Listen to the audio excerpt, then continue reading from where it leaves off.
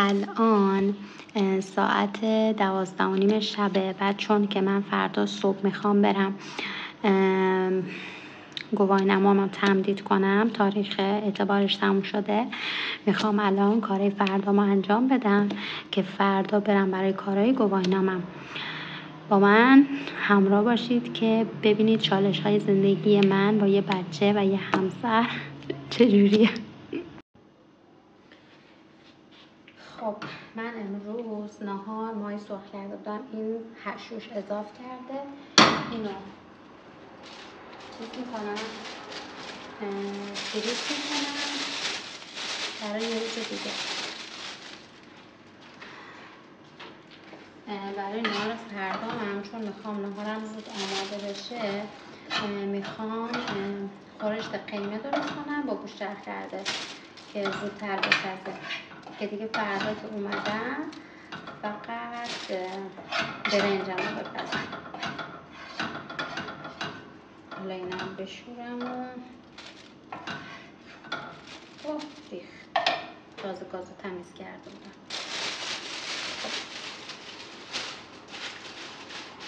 همچون که شوهرم رژیمه، این کشو اینا رو میشه گفت اصلا نمیخوره، چون میگه که روغن داخلشه. اسیر شدم. حالا برم چیز بیارم، گوشتمو در بردم گذاشتم آب بشه، برم پیاز بیارم با قابلمه که پیازمو بکنم. یه لپه گرفتم، وقتی میپزمش اندازه سرم میشه و خورشت قیمه بعد لپش زیاد باشه دیگه. حالا من کم میریزم چون خیلی درشت میشه، طعمشو دوست ندارم. یعنی من از اون محلیای ریز دوست دارم. یه مدلش هست ریزه. حالا یه مقدار از اینو میخوشونم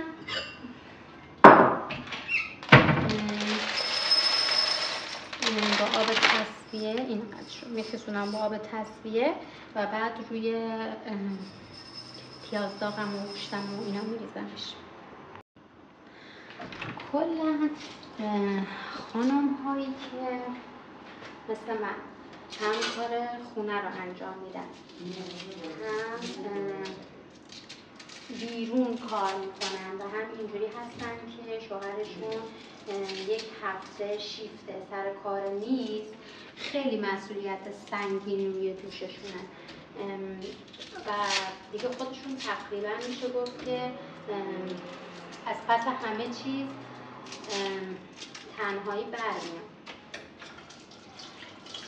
دیگه، به خاطر اینکه همه کار رو خودشون تنهایی انجام میدن و مسئولیت خیلی سنگینی روی دوششونه. البته بعضی اینجوری هم، من خودم کلا آدم خیلی استرسی هستم و همیشه از زمان که بچه بودم همیشه خیلی استرس داشتم و همیشه خیلی مسئولیت هامو باید به نحو احسن انجام میدادم. فکر کنم از فکر شب خوابم نمیبرد این کاری که بهم میگفتن. حالا زمانی که بچه نداشتیم یکم راحت تر بود برام.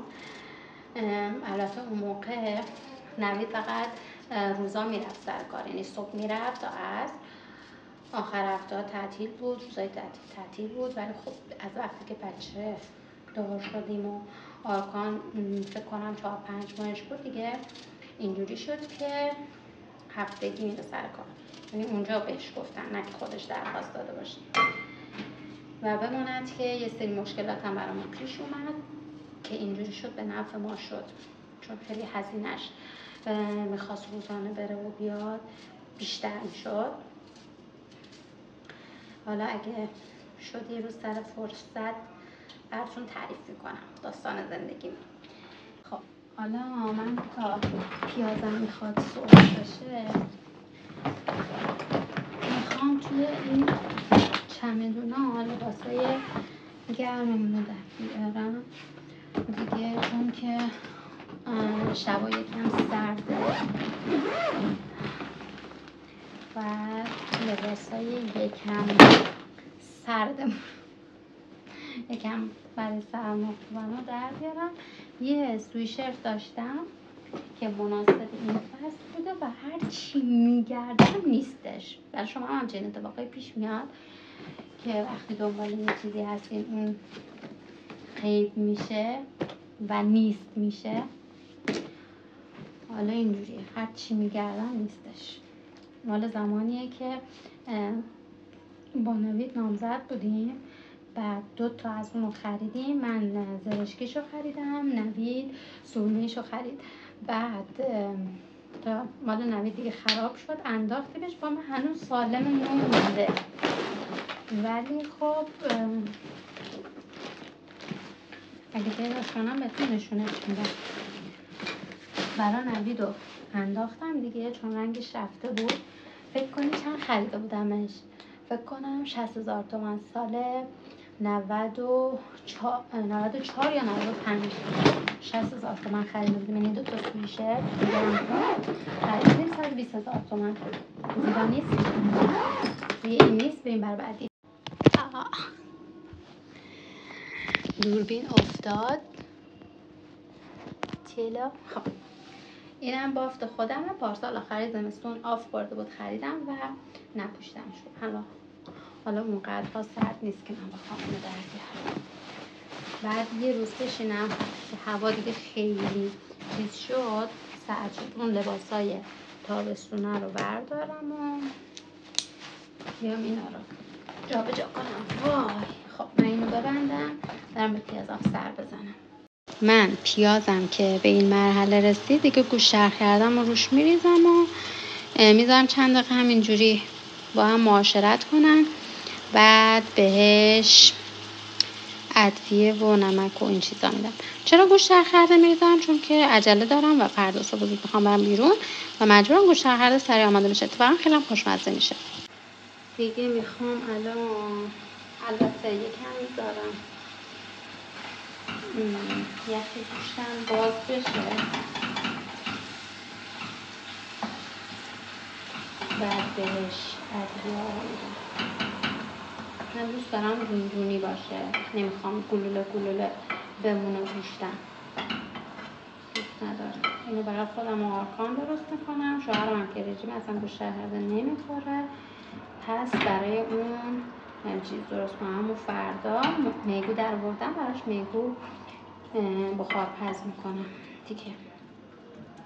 خب حالا من به این زردچوبه میدم دیگه، هر ادویه‌ای که خودتون دوست دارین.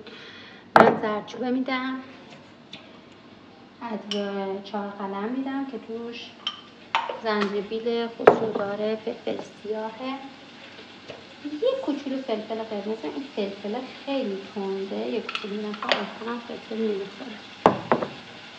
و همش میزنم با ادویه هم پس هنوز یه کوچولو دیگه از گوشتم آب نشده. خب من 2 تا چمدون رو گشتم و 3 تا چمدون رو گشتم و سویشرت مد نظرم رو پیدا نکردم. بنابراین غذا رو که پختم، روتینم رو انجام میدم، میرم میخوابم. فردا 3 تا چمدون دیگه داریم که اونا رو هم بگردم، فردا دیگه اونا رو میگردم. حالا برای بقیه‌اش هم با من همراه باشید. اگه تا اینجای ویدیو رو دیدید حتما منو دنبال کنید و لایک کنید. یه چیزی خواستم بهتون بگم، این آب سرخون رو دارم آب میکنم. من دانشجو که بودم، دانشگاه شیراز بودم، اونجا خونه یکی از خاله‌ام بودم که 2 تا دختر داشت و ما یه جور بگم که با هم بزرگ شدیم. اون 4 سال ارشدم و خونه اون خاله‌ام بودم و سال 98 مهاجرت کردن رفتن کانادا. امروز اصلا به طرز عجیبی اینقدر دلتنگم. الان شاید بهتون بگم نزدیک 1 ماه اصلا باش تصویری با خالم حرف نزدم، چون خیلی دلم براش تنگ شده و اینجوری هم که دیگه توی گوشی دیدن حالم رو خوب نمیکنه. باید اینجا باشه، محکم بغلش کنم و بوش بکشم. یعنی با دختر خالم خیلی با هم اوکی بودیم، مچ بودیم، مثلا مثل خواهر بگم در این و خیلی دلم براشون تنگ شده، خیلی.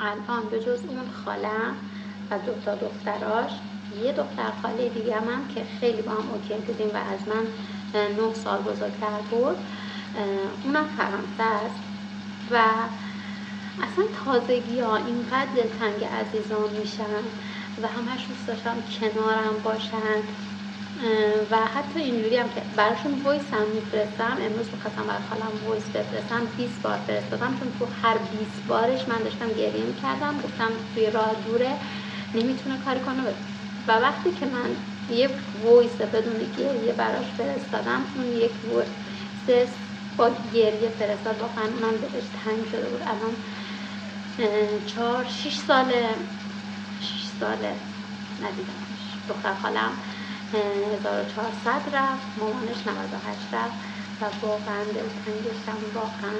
و چی میشد وطن جای خیلی خوبی بود برای همه چی که کسی ول نکنه بره. نمیدونم چی بگم، خیلی ناراحتم، خیلی قصه دارم که نمیبینمشون و پیشم نیستن.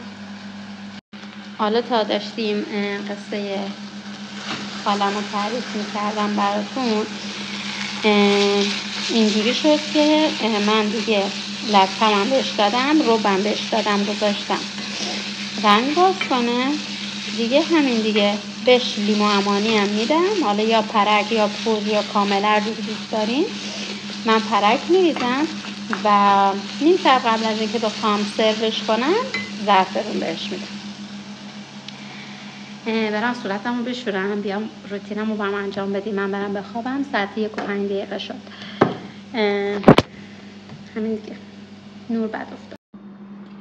خب من صورتمو شستم، لباسمو عوض کردم. روتین امشبم آزالیک اسیده. نور اینجا خیلی بده.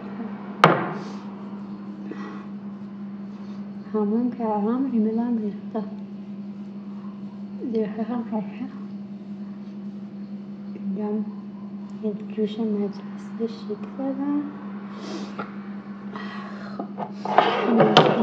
و مرطوب کننده هم که مرطوب کننده و آبرستان سیمپله دیگه، اونجوری از تو اون در نمیاد.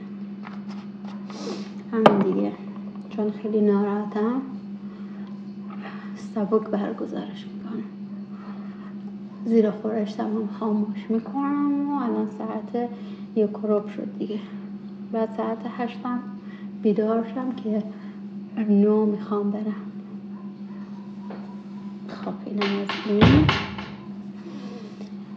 و بریم بخوابیم دیگه. شب بخیر تا فردا. سلام بچه‌ها، ساعت 9:30 صبح. من دیگه رفتنمو کنسل کردم.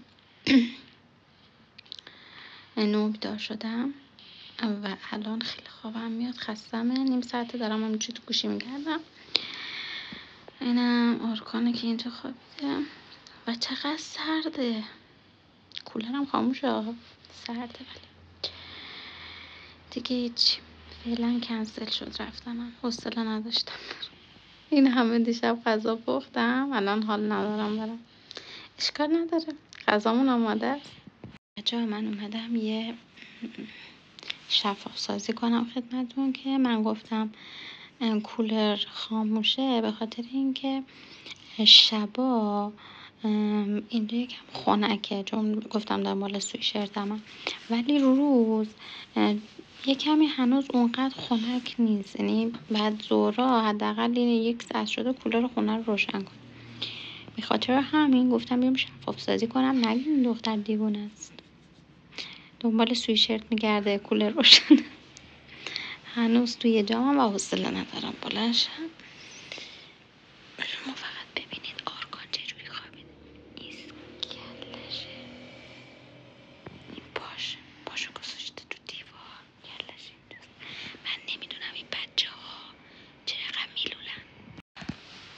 فندق بیدار شده، میخواد یکم بره تو گوشی برا خودش. ساعت 11 است و ما میخوایم تازه صبحونه بخوریم. من میخوام پنیر بخورم، برای آرکانم تخم مرغ سرخ کردم. دلیل اینکه خونمونم خالیه میخوایم یه سری تغییرات بدیم، بنابراین اینجوریه. خب بچه ها، من از بعد از صبحانه دیگه همون 4 تا تیکه ظرف رو شستم و برنجم رو درست کردم و رفتم لش شدم. اصلا هیچ کار مفیدی نکردم. حالا ساعت 4 میخوام برم برم مبلامون رو داده بودیم روکشاش عوض کنه بیاریم، چک کنیم بیاریمشون تقریبا بعد 1 ماه. حالا من دارم لباس میپوشم که بریم.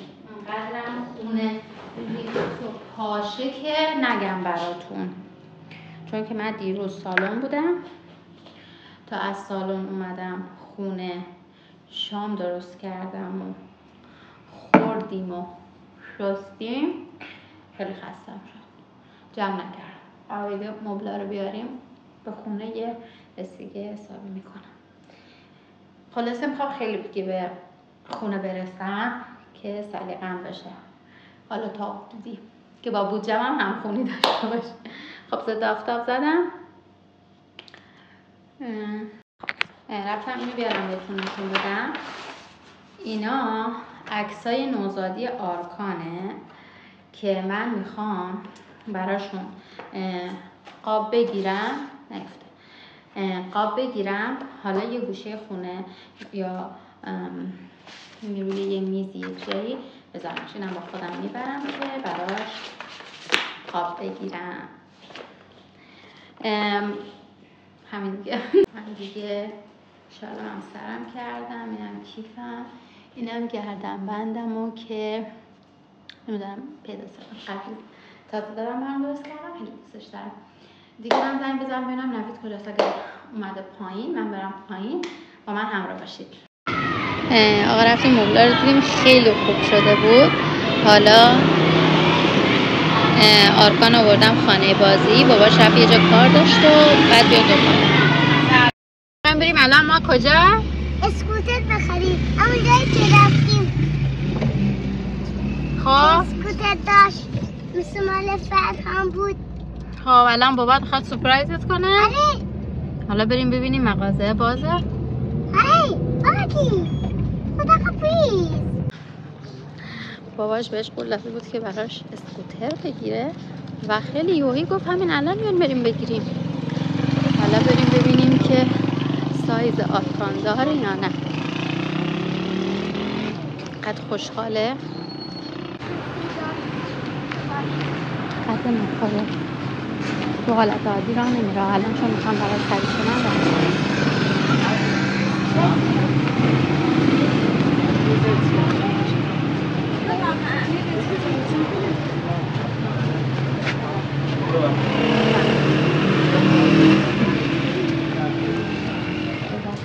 واقعا رو به داخل یک بار سلام. بله. نم چی خیلی؟ چنده؟ 33. بابا قرمز. اسکوتر چنده؟ 14 و 800. از همین میخوای؟ آره از قرمزه. مشکی شما من بگیم. نه قرمز. سیش تا قرمزش. نه قرمز. فقط همین مدل داره.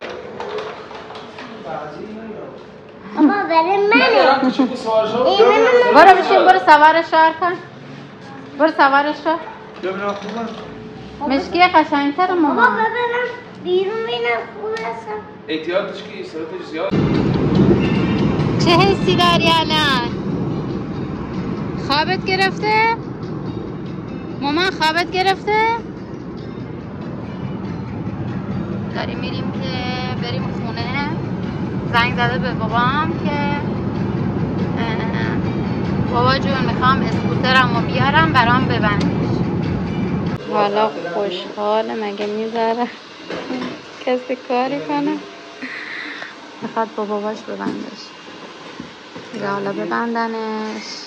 از مراحلش براتون فیلم میذارم اگه یادم نرفت.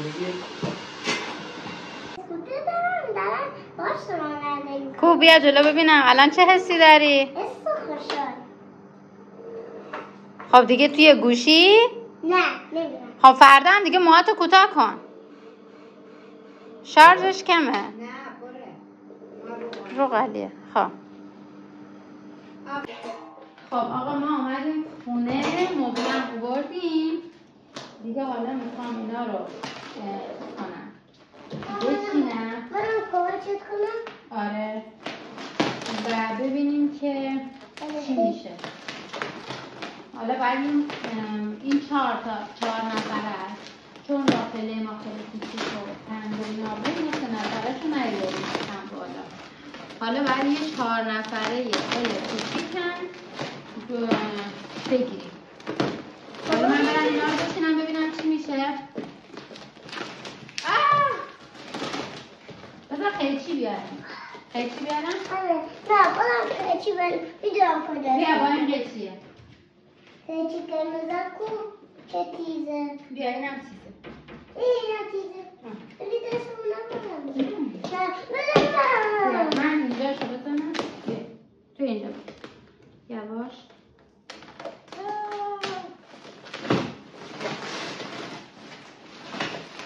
حالا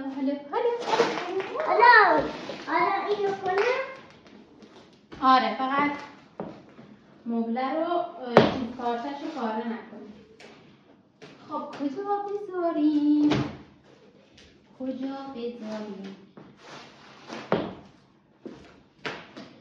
شارژر اینو بردارم. خب به نظرم اینجا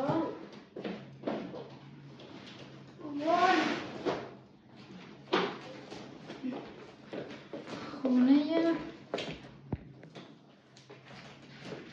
مامانم اینا 2 قاشق آش خوردم، معده‌ام خیلی درد میکنه. شدید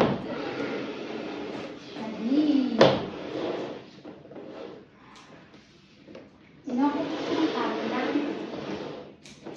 اینجا بودن. حالا بعد اینجا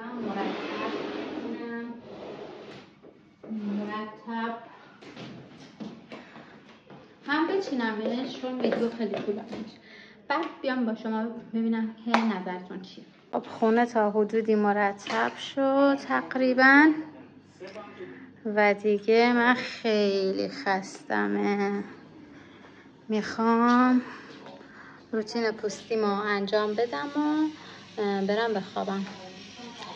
دیگه ادامه چیدمان خونه و اینکه چه چیزایی برای خونه میخرم و توی ولاگای بعدی براتون میذارم. مرسی که تا اینجا همراهم بودین. شب بخیر.